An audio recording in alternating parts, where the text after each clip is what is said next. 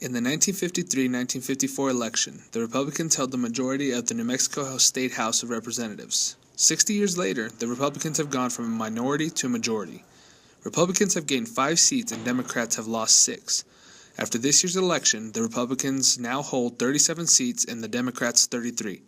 Last year, Democrats held 38 seats and the Republicans just 32. Yeah, so obviously, for some point of context, this is the first time in about 60 years that the Republican Party has had control of the House and the state legislature here in New Mexico. So big picture, obviously, this is going to make a major shift in terms of how policy is produced in the state of New Mexico. It's a little early to tell what the exact nuances are going to be because on one hand, Republicans don't have any experience really running the show here in New Mexico. And on the other, Democrats are really struggling with how to exactly play defense. So it's a really interesting dynamic because neither party really has any exit experience at all, dealing with being in the majority for the Republicans and on the Democratic side, really playing defense and trying to figure out, what their leadership structure is going to look like, for example. There are more registered Democrats in the state of New Mexico, but Gabe Sanchez, political science professor at the University of New Mexico, says that the strong showing of Republicans at election time was a primary reason the Republicans were able to take back the House in the land of enchantment.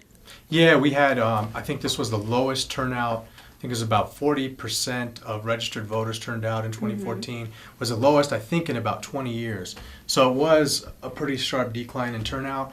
Given that there's more registered Democrats in the state of New Mexico than Republicans, that's probably the number one reason why. Not so much at the governor's level. I think the governor would have run re-election like just about every governor in state history ever has.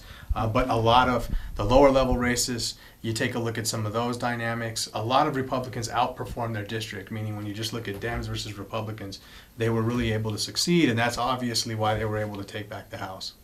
Only time will tell what Republicans will accomplish now that they have control of the House and how well they and Democrats will work together. For the New Mexico Newsport, I'm Marcus Adamio.